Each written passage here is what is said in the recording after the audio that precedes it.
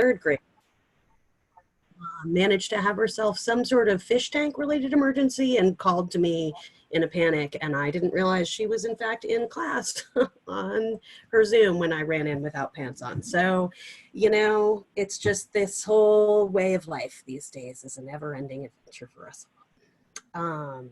But hopefully everyone can hear me fine. I don't have my video on because last time that made for some strange sound quality. I can only see your faces, so pants optional. And welcome everyone to the second in our series of storytelling, story collecting and sharing webinars for state advocates who are working with National Women's Law Center to improve access to high quality and affordable childcare. We spent our first webinar talking a little bit about kind of the big picture parts of storytelling as a piece of your strategy. And we wanted to take this second session to get a little more practical, a little more hands-on, and focus on some of the nuts and bolts pieces of collecting stories, how you organize them, and how you share them with others. So as Jasmine said at the outset, I know I'm talking to some expert practitioners, and I don't by any means position myself as the sole voice of expertise on the call.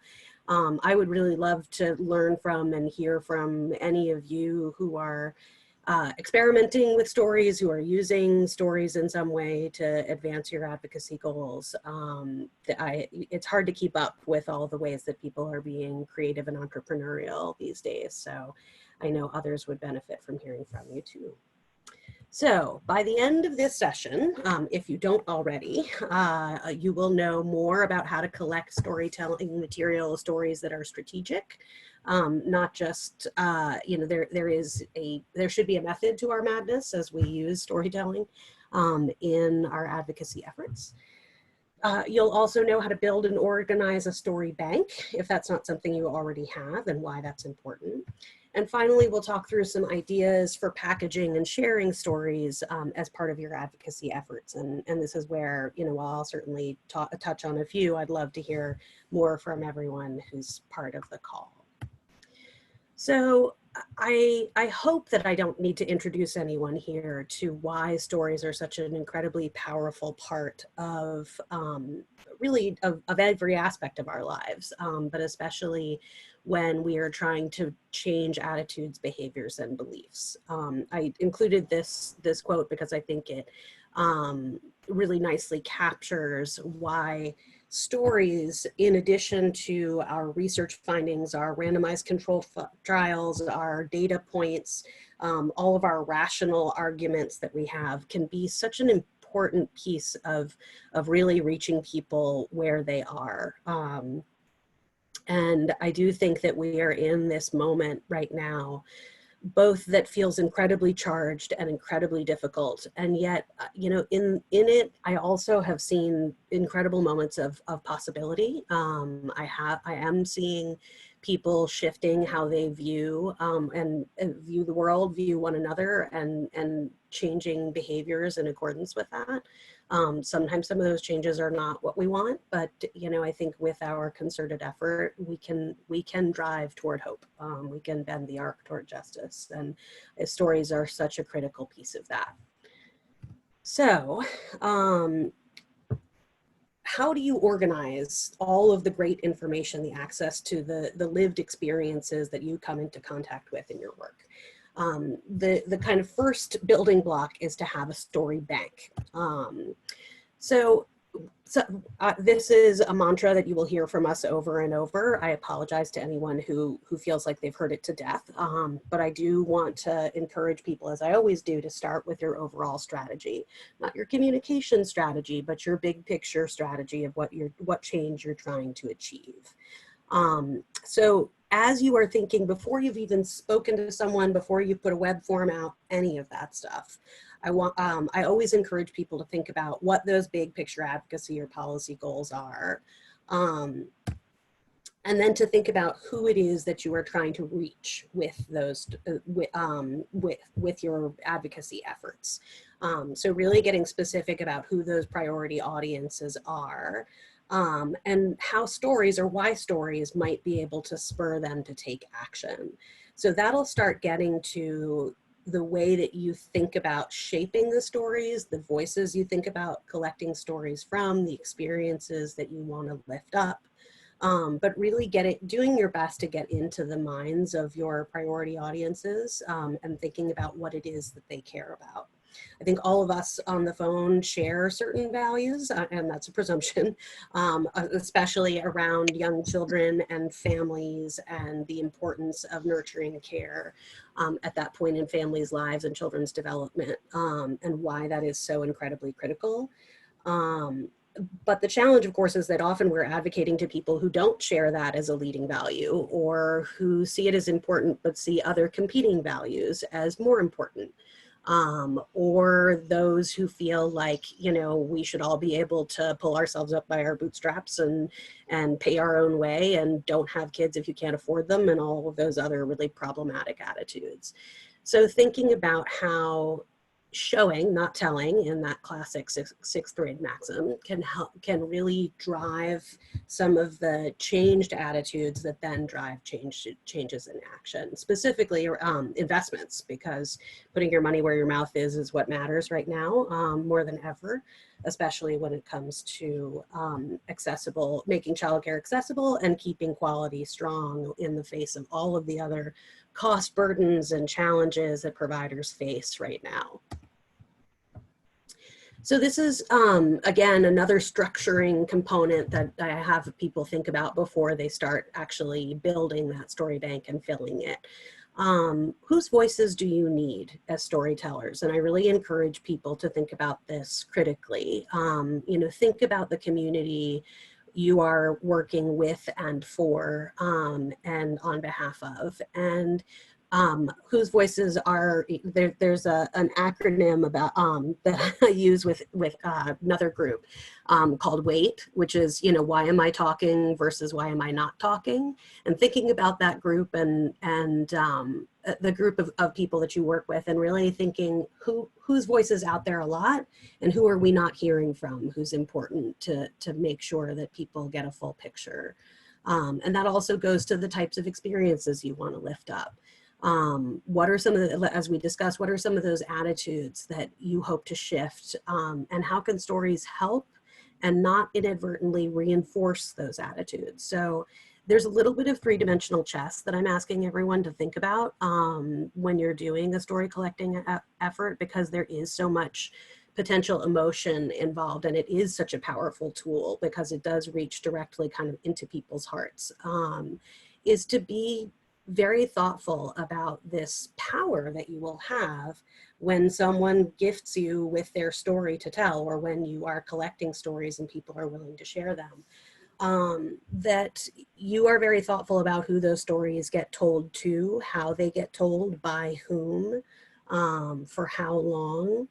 In our previous webinar, we talked about an informed consent form, which I think I sent around, and I'm happy to send around again. It's kind of long. I don't expect anybody would use it in its entirety, but I do really encourage people to have a dialogue with people they're collecting stories from.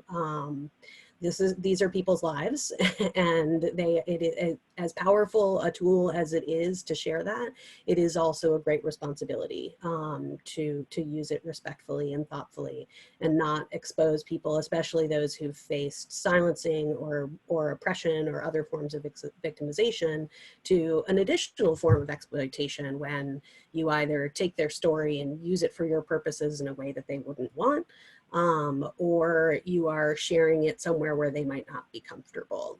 I think we actually just saw an incident of this happen at the RNC for a Black family whose story was one member of the story, or two members of the family agreed to have it shared and one did not.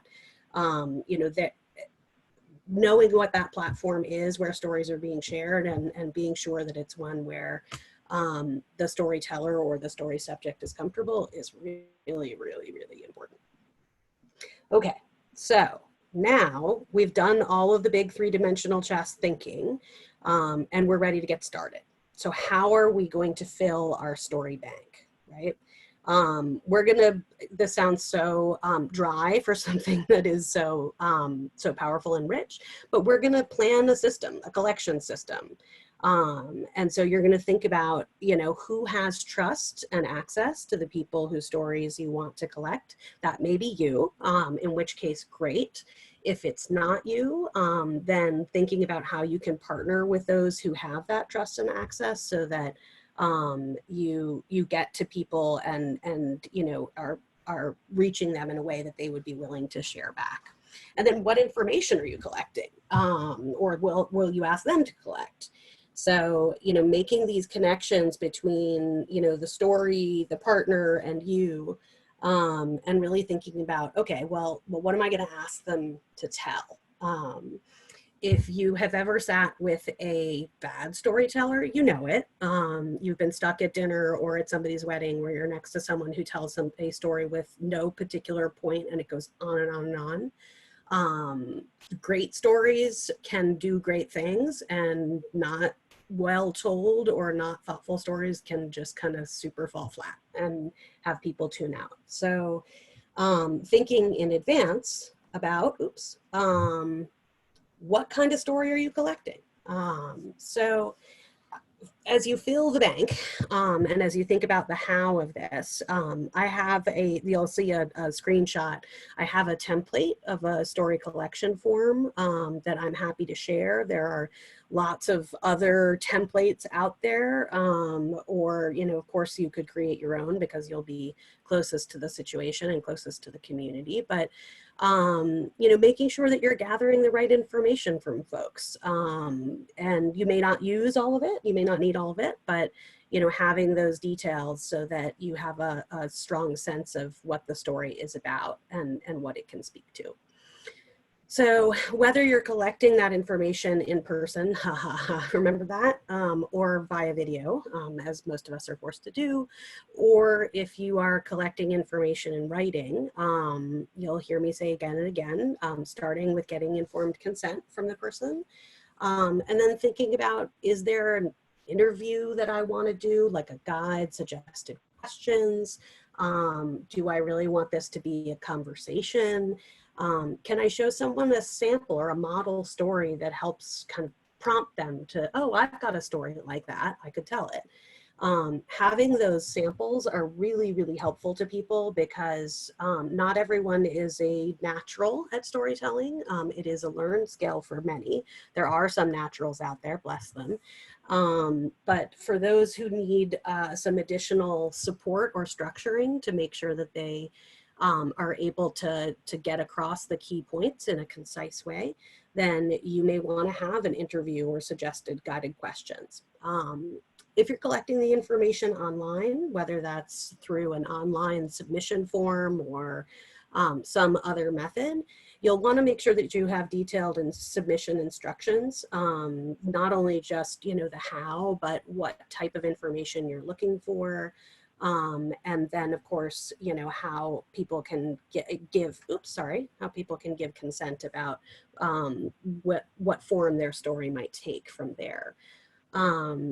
Obviously this is something I know many of us deal with every day, thinking about the language that you're using, whether that's English or another language, not just sticking to kind of easy, low-hanging fruit, like, oh, I'll just translate it into Spanish, because things don't always work one for one, as many of you know.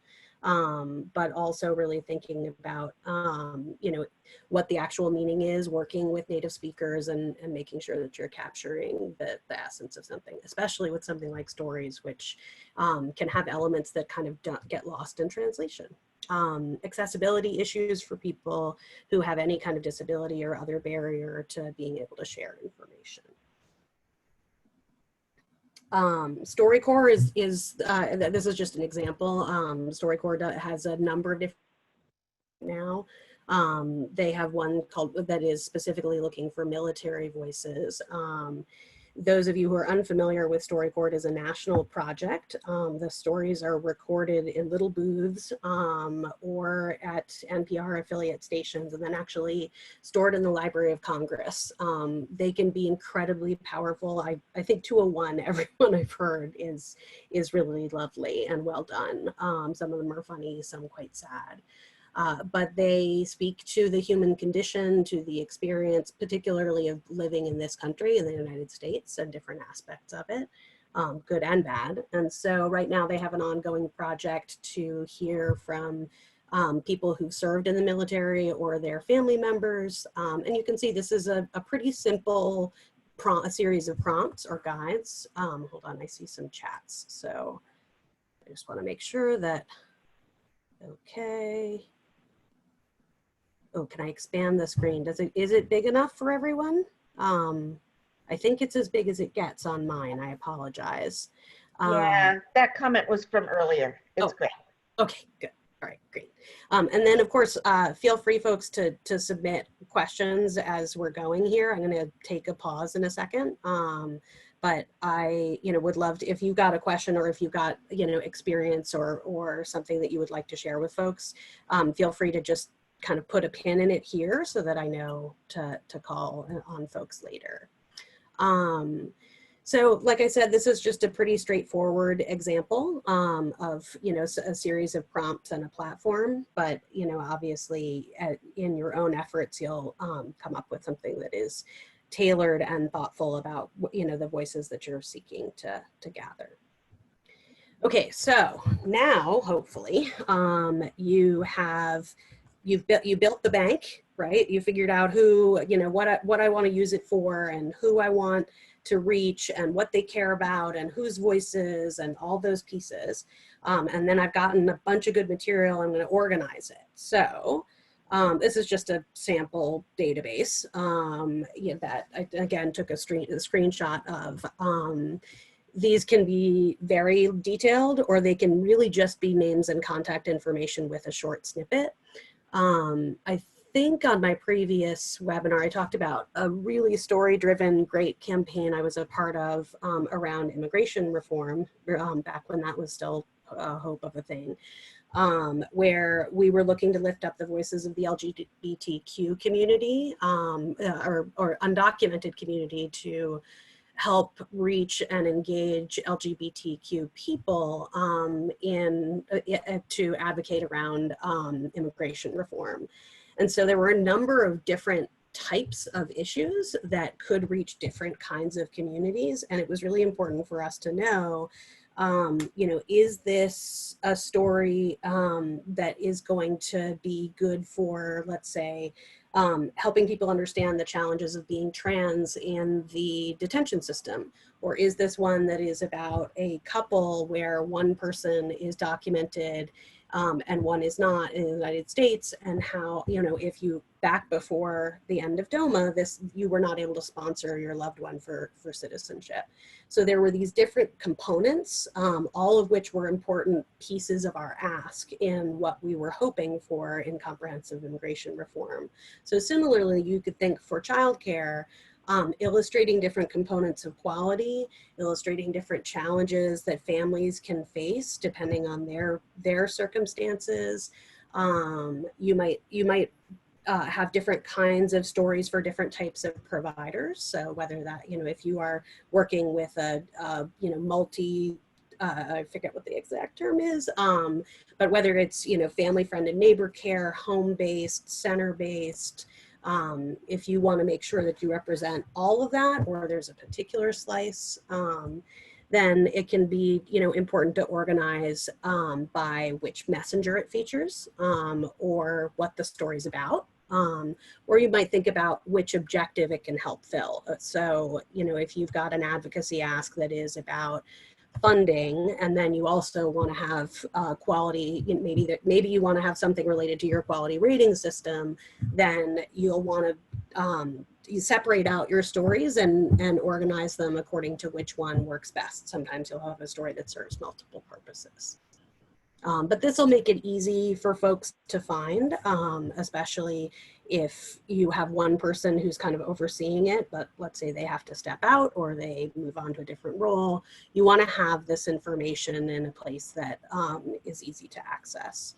The one thing that if you do have a story bank that you use on an ongoing basis or for over a long period of time, I encourage you to work with the people who give you their stories to ask if there's any expiration date for that. That can be very important, especially if you're working with youth.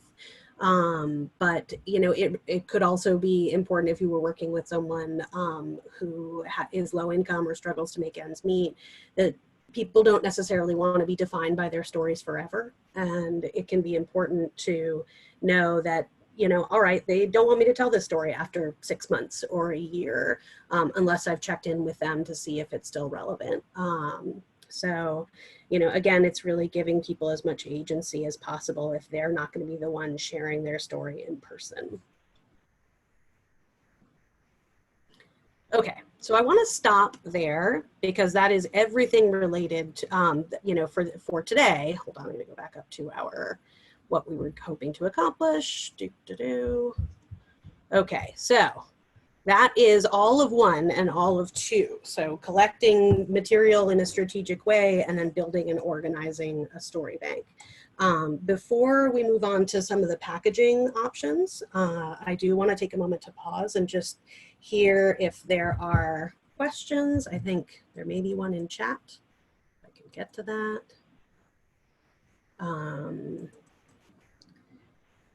But folks should also feel free to jump in if they, whether you have a question or whether you have, maybe you don't agree with something here or you have something that you would want to add for others to know.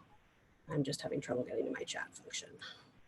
So while you're doing that, this is Debbie, and I did put a comment or a question, sort of a mix in the chat, and it takes a little explaining, so let me do it carefully. Yeah.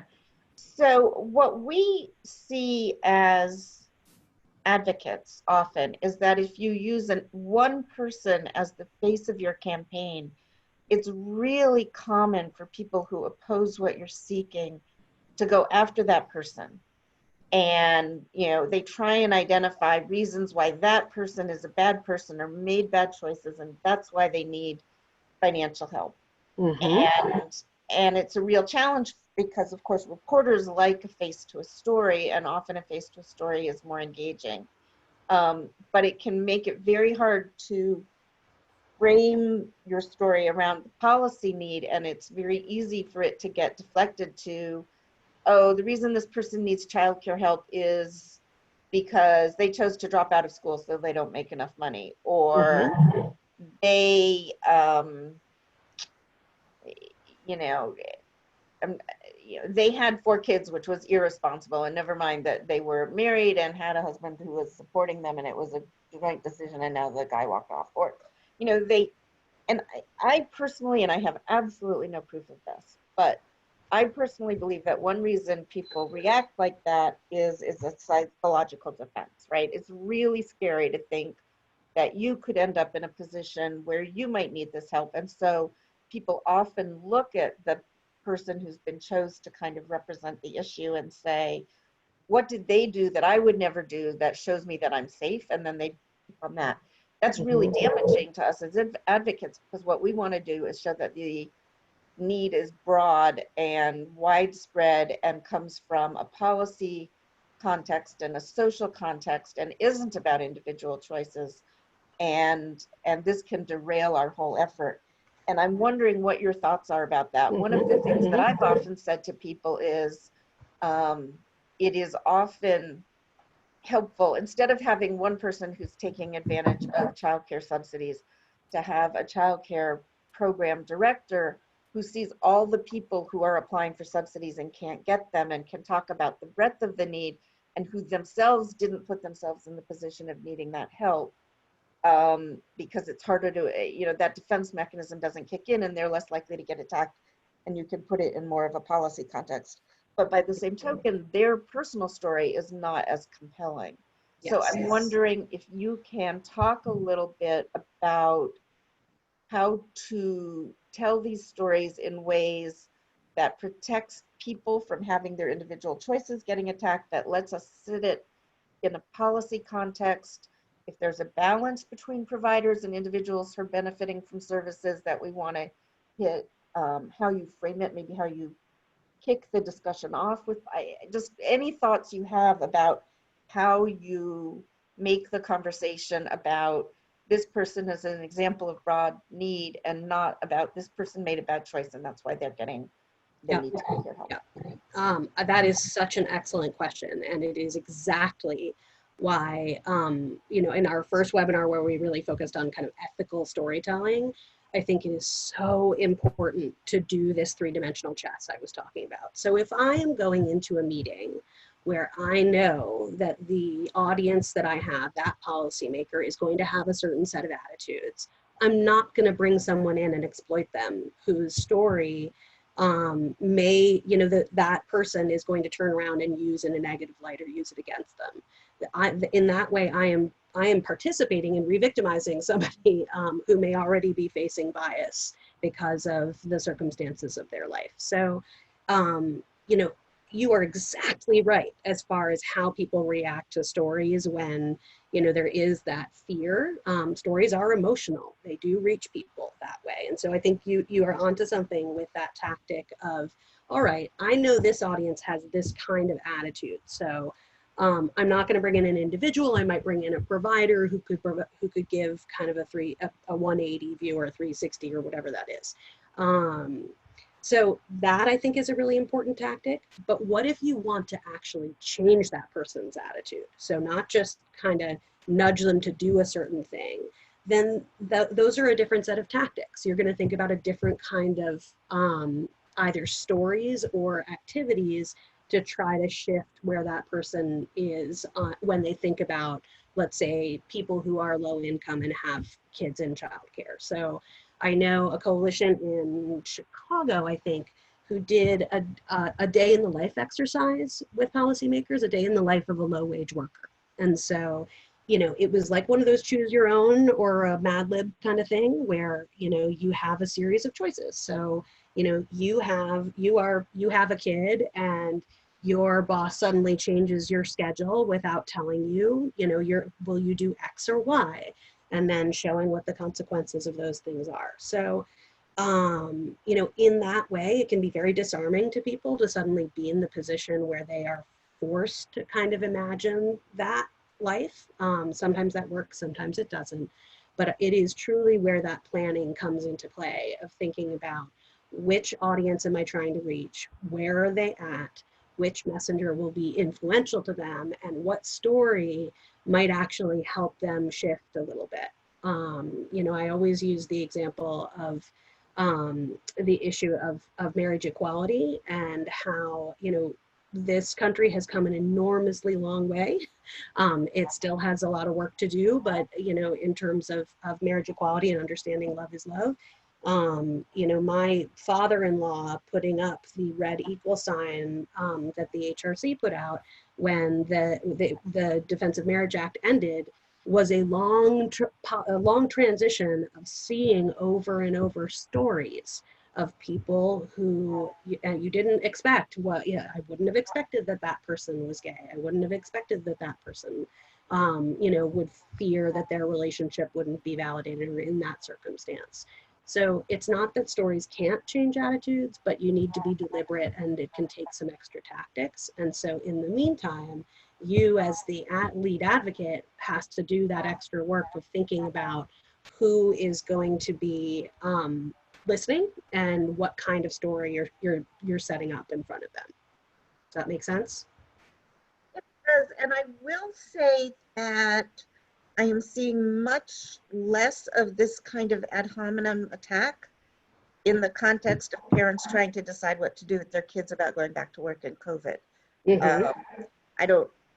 I think because it's so widespread, it's happening to everybody, people are less likely to go in that direction. But having said that, it is still something I worry about, and I just wondered, you know, you can't get everybody to sit down and play a take a walk in my shoes game. Mm-hmm.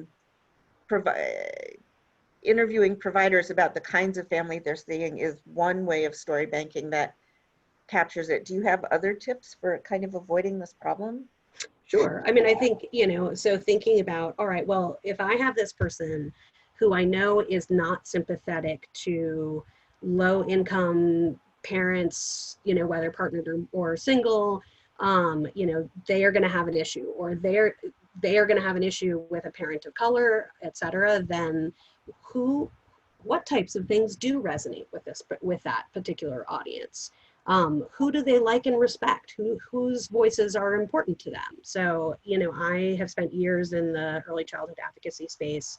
I used to be at the Pew Charitable Trust, and we would work with Council for a Strong America. So they organize everything from cops to sports figures to faith leaders and all the other things in between who can be powerful voices on behalf of investments in young kids.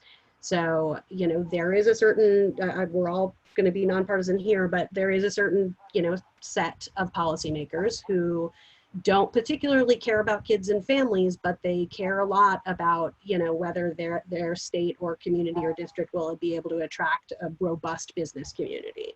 So bringing a business leader in who can say, look, I thought about going to community X, but they just didn't have the kind of workforce I wanted. And so I went to community Y, where, I knew I could get young professionals because they had affordable childcare, et cetera, et cetera. So it may also take building, and thinking about, all right, are there other voices I can bring into this who would be influential to that person? And then kind of sidestepping it if you don't have the time or you don't have the bandwidth or their interest in shifting attitudes, then, bring in someone who's likely to be able to get them engaged. I mean, that's why those campaigns were so successful. Great, thank you. Okay. So I do want to finish the rest of this and then go to kind of all the questions, unless there's something that somebody wants to jump in with right away. I just want to point out, for those who didn't notice it in chat, that Christine points out that people collect a lot of stories on Zoom now, and that is really a good tool, right? It has the ability to record. People can do Zoom on their iPhones. We know from other research that was done by 0 to 3 that nearly all families with young children, even those who are low income, have access to some kind of smartphone technology. And so just remember that you can get your stories on Zoom. Hey, this is Christine. Yeah, I was specifically saying that about the NPR, what was the project that you were talking about at the time? That is the NPR project. Storycorps? Storycorps, yeah. And the other thing I would point out about that I think is great and might be worth people thinking about is that Storycorps is usually somebody interviewing somebody they know and are close to, and then it captures that conversation, and that is, I think, what makes them so powerful. So just in terms of thinking about being creative about collecting stories from families and parents and friends and people who are in a community together, that I don't, I haven't done a lot of story collection, but it seems like that would help get some powerful stories if you have people talking to each other and you're capturing that conversation. Absolutely. Yeah, I mean, I love that you've added that, because I do think it's so important, and such a smart way to ensure that you're getting a kind of trust and intimacy in the information that someone's sharing. So, it might be the child of the provider talking about a family that's been talking to a family who's been there for a while. So, you may be able to get kind of 2 stories out of it. So I think you're right on with that. Okay, wait, let me go back to the show. Okay, so sharing stories, again, this is where I would love to hear some of your experiences, because there are so many different ways that people are putting stories out there right now. So I just added a list here, but because I couldn't go through examples of each one and do them justice. Yes? Your screen's not sharing. Try again. Oh, hold on. Wait a second. Bear we go. There it is. Okay, wait, Then we go to the on this slide. slideshow. There we are. All right, whew. Okay, see, minimum number of technology snafus. You know, I've yet to get one perfect, but you know, maybe by the time there's a vaccine, we'll see. So packaging, I have seen great examples of all of these. I hope you have seen some too. I'm happy to share some if there's one that piques your interest. So things like a storybook might feature the story of your campaign, you know, or it might be one individual story to kind of give you a day in the life vantage point. It could be a package of lots of different stories. So I see many different sides of a problem or different aspects of a situation. So here's the provider's perspective, here's a parent's perspective, here's a local business person's perspective who employs the parent. So, you know, you might be able to do a number of different things there. Hang on, I think there's a chat. I can get it. It's hard to do that. All right. Debbie wanted to draw people's attention to Nevada having done a great storybook last year, and they can share the PDF. So I would love to see it for sure. Infographics are another way that you can tell a story, especially if you are, you know, working on a complex issue. I find, you know, quality rating systems, what quality means, those sorts of things can be hard to sum up quickly. So having a visual story that you tell with that can be really great. You know, a one-pager, things like your website, earned media, whether this is, you are working with an individual to write their own op-ed, or whether they might sign an op-ed from you or from themselves that you're able to draft, whether they're willing, whether it's using a snippet of their experience in one that you are writing or someone else is writing, lots of different ways to incorporate a story. But as someone mentioned, you know, the media loves stories. That is what will get their attention. And so, you know, the more we can help put a face on an issue, the more I think we can attract media interest. Having storytellers be spokespeople for you or your issue, or being willing to share their story with your spokespeople. Same with testimony at a hearing or to policymakers. Social media is a massive set of vehicles, I should say, for sharing and collecting stories. I think we've seen some of that happen sort of spontaneously with things like Me Too. But you know, having a hashtag, if you are planning this deliberately as part of your strategy, having a hashtag that goes with your story can be a terrific way to have lots of people share what their experience is. I saw a number of examples like this when we were working on the Affordable Care Act to get people to weigh in about, you know, what the cost of their insurance was, or what the cost of their unpaid medical bills were, and hashtagging a specific campaign. So it could be another really powerful way to get lots of people to weigh in if you wanted to show the breadth of an issue, whether that's, you know, in your state or in a particular policymaker's district, et cetera.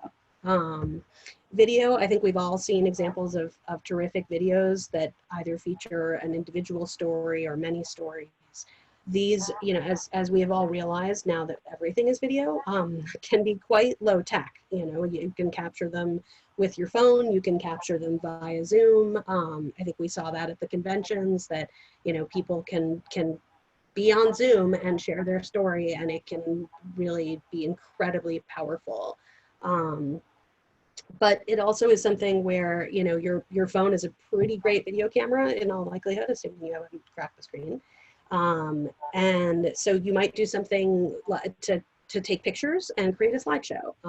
When I worked at Pew and we launched the home visiting campaign, for those of you who know home visiting as a support to families, it's really hard to explain, and home visiting is not the best name in the whole world. So, you know, trying to get across what we actually mean was really much easier to do by having a photographer follow a family and their visitor through a visit and you know, have some narration that went over to share with folks what it actually meant. And, you know, then you also get to see cute babies, which is always a big plus. So these are just, you know, a number of the tactics. The one last thing I would say about packaging is this concept of transmedia storytelling. So, you know, having your storytelling strategy go across multiple platforms encourages the person who's consuming it to kind of play an active role themselves. So this works better, let's say, for something like fundraising. It's not necessarily that, you know, a tactic I think we can expect policymaker to you know, use directly one-to-one with a policymaker. But if you are trying to spark interest from constituents, for example, to get them to reach a policymaker, then using a hashtag and then, you know, either telling a story across multiple platforms or having multiple stories you know, that are connected via a theme or an issue or a problem that appear in these multiple different places with kind of a uniform brand can be a really powerful way to have people feel like there's this echo effect, you know, like I was seeing this happening in a bunch of different places. And that makes me feel like it is something, you know, an issue whose time has come, that there's momentum going, and that's going to make me likelier to want to act. So, let me, some common pitfalls before we go back, open back up just to ask questions and ideas from folks. You guys, I've talked enough, I hope, about getting informed consent, but forgetting to get that in writing from people, even if it's just a quick email saying, yep, I understand. The last thing I want is for any of you to get sued or for anyone you're working with to feel like they need to sue you. So I would hope that you'll have those conversations, that you'll provide the information to folks in writing so that they can be a part of the decision. Creating Astroturf as opposed to real grassroots or composite stories where, you know, it's kind of fake-o and I can tell this is like the perfectly constructed story because it's an individual who like just fits every category and checks every box. You know, I think we all have a pretty reasonably good BS indicator, and it will undermine your trust worthiness to your audiences and potentially their trust in any other future storytellers if you are putting out there stuff that is obviously constructed or fake. So tell the real stuff. And, you know, if you're in a situation like Debbie had mentioned where telling the real stuff is only going to get you blowback either for you or for the individual, then figure out a different story that you can tell to that audience so that you can still stay true to your word. We've already touched on this, appropriation or exploitation, either taking somebody's story without their consent and telling it, or putting someone in a situation where they're sharing their story is going to open them up to further criticism or, you know, people getting into their lives and, you know, digging in there. I actually have been lucky to work with a number of reporters here in Washington because I do some work locally with the unhoused community who are pretty understanding of the fact that certain populations have a lot of challenges or have made a lot of choices that not everyone could understand or embrace. And so sometimes you'll get a great sympathetic, understanding, and educated reporter, and sometimes you will get someone with lots of, who's really new and has a really narrow worldview. So in that case, it can be important to be aware of the biases that surround all of us, that we have ourselves, that our audiences have, sometimes even that our storytellers have. And doing your best to really investigate that and think about it, because these are people's lives and they're sharing them with you as an act of trust. And so making sure that you are affording it that trust and respect. I think there's a chat, there's a question, if I can get the chat box to stay. I don't see it though. All right, hang on one second. So now we're officially on to questions. I'm going to stop sharing or I'll just close out of this for now and see if I can get to the chat. Oh, there it Leanne, is. There it actually, is. yeah, Leanne had a comment in the chat Oh. box. Leanne, do you want to share? Yeah, I don't see it for some reason. Oh, there it is. Yes, go ahead, Leanne. Sure. I just wanted to share how challenging it's been for us with our current administration and during COVID and the concerns childcare providers have, about talking about problems for lots of different angles. So I have a provider who spoke up at a state children's cabinet meeting during the public comment period, who I thought would be awesome because if she was brave enough to do that and talking about, their day-to-day problems of trying to run childcare during COVID and how she's losing staff. She lost her director. Anyway, I talked to her and then the department director called her and asked her to not say anything in children's cabinet meetings about any problems with childcare, and to come to the department directly. And I had asked her, I'd followed up about her story too. So anyway, I'm still working with her on Beth, and I was like, you would have approval of the story. And I think I've heard from other providers who've told me privately about challenges that the state would have to approve the story. They wouldn't feel comfortable. So it's just interesting. I thought I'd share those challenges about our governor really wants to use childcare as a success story and that everything has gone great in the reopening, and that public schools therefore should reopen. She announced yesterday actually full in-person as of September 14th for all but 2 districts in Rhode Island. And she said, we've figured out how to do contact tracing for childcare and we know how to do it. And anyway, it's just a challenge, but the providers are different than schools. So I thought I would share that. I don't know if anybody has any additional tips other than, just the relationship stuff and letting them have the chance to approve a story, but it is a big risk to go, make a permanent story with your name and your program's name attached to it that anybody can Google now or in the future.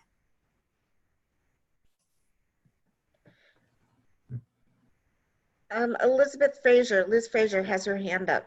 Yeah, can you hear me all right? I'm just making sure that my mic is working. Yeah, Leanne, I have a question about that. Are these providers that are getting state funding and that's why the department doesn't want them to speak? Because really, that's very troubling to me. It is very troubling. I find it extremely inappropriate. Very inappropriate. There's free speech, and this is actually, I can't even talk, which is unusual for me. Oh, you have no idea about, I posted something on my personal Facebook, probably that Deb Stein saw and some other people, asking people to give me stories. And I had the director of the Department of Human Services call my boss and ask us not to document any negative stories. Well, it was highly inappropriate as well.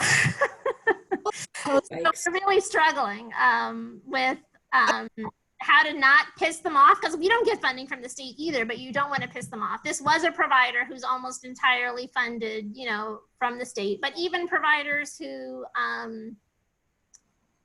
don't get a lot of state funding are reluctant for other reasons because they don't want their parent, they don't want to be the reporter on the nightly news talking about how difficult it is to run a childcare program when they're simultaneously trying to get their staff to come back and feel like the staff are safe, and they're trying to get the kids and families to come back. well, we've been able to, and it's very different because when the state is actually telling you to be quiet, that is, that's intimidation as well, which is very interesting to me. But we've been doing, I think, since the beginning of COVID, Zoom meetings, and we've had such luck getting really compelling stories. And we have built our coalition, at least doubled it, probably much more than that. And we get, 200 to 500 people on these calls, and we're a little bit bigger than you, but not that much. But it gives them cover. And then we invite people on to listen to them and to hear their stories. So we've had every one of our congressional delegations on, the commissioner comes on, and the governor has been on. And we try to curate the stories carefully so that we have a particular ask that is depending on what the topic of the day is and what types of things are happening. But organizing that with the providers was very, very helpful for us, and it gave them cover. And what it has done is given us, I don't want to say this in a weird, but it's given us more power. And they take us more seriously, not just our coalition, which includes the Early Childhood Alliance and SEIU and the Middlesex Coalition for Children. We pulled it together. Meryl and I pulled this all together in the very beginning. But it gives the people cover and a way to vent, because if you can't vent and get some of this out and then see that people are willing to help you, how frustrating that is. What kind of environment are the children, are we providing for our children when we have childcare providers that are so frustrated? I don't know. I'm ranting now. I'm just giving you my, if you want to talk sometime, we can. Yeah, and I did talk with Meryl about what you're doing in Connecticut, which is amazing. And Amy O'Leary is having, I think, daily phone calls or something crazy like that. And we're calling it a community forum. We did one in July, and I'm actually doing one on Thursday, which is open to anybody. And we mostly listen to, and it can't be just about childcare. It's about early intervention and home visiting and all the other things that we're working on together. And hear stories there, and people are feeling comfortable talking there. So that is helpful for me to hear the stories. I'm having the problem of getting to the point where they would actually talk to the media or have us be able to write down the story with their name and put it on Facebook or that kind of thing. But you are right that just getting them to tell the stories, and they actually asked that I not invite anyone from the state. So there's no state government people there. They're willing to talk to the federal delegation, but the state, it's just it's very weird right now about the way it's being managed. It hasn't always been like this, but I think we're really, our governor is really on we're the fourth best in the country on returning to normal, and she just wants to keep that story going. And hopefully it will be true. I'm on the side of returning to normal. So she's trying to control the negative talk that goes on, I guess. So I'm going to jump in because we have 5 minutes left, and I want to add in one tip based on something that I was prompted by when Leanne was talking about people giving testimony, which is if you are bringing someone to go tell a story, to be aware of what story they might be about to tell. So make sure you've heard the full story in advance. And as thoroughly as possible, had a good conversation with them about what types of information they might share in their story. Not only because you don't want someone to inadvertently undermine your advocacy or say something that runs counter to your messaging, but there's also kind of the big picture, and you don't want to find that you have someone who's kind of problematic in what they have to say. So I actually had a conversation with a provider recently who was saying that because childcare workers don't make very much, it's better for them to stay at home. When there was the $600 extra a week, it was just better if they stayed at home and they could get the extra money, and there was no reason why they wanted to show up for work. And that wasn't helpful. So just want to make sure that folks are thinking about those two things. So if anyone has anything they want to share kind of specifically around story banking or collecting or sharing, we'd love one last comment from folks before we wrap up. I'm going to hop in really quickly and say two things, but I think there'll be time for others. One is, if the problem is people are afraid of losing their state funding, think about whether your Head Start providers will talk, probably not the ones that then do wraparound, but you might have some programs where they're not under financial pressure. And, you know, Leanne, what you're getting very close to is maybe trying to do an anonymous whistleblower press story, which would probably get a lot of attention. Whether you want to do that, I don't know, but it's something to think about at some point. And it might be the kind of thing where you could set it up with a reporter where the person telling the story didn't have to give their name, and it would get a lot of attention if the governor is trying to suppress all the problems. It's just a thought. Thanks for that, Debbie. Anyone else with any last thoughts or ideas on collecting or sharing stories?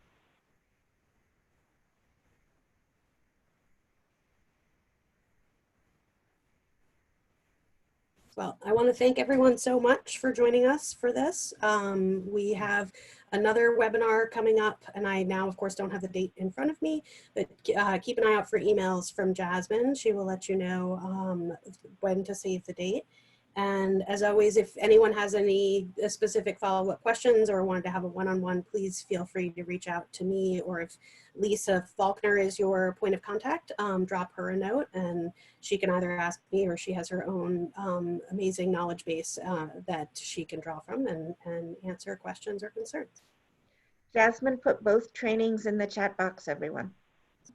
Oh, good. That was helpful. All right. Thanks so much, everybody. Thank you guys so much for doing this. This was a great training. Oh, I'm so glad. All right. Take care, all. Thanks.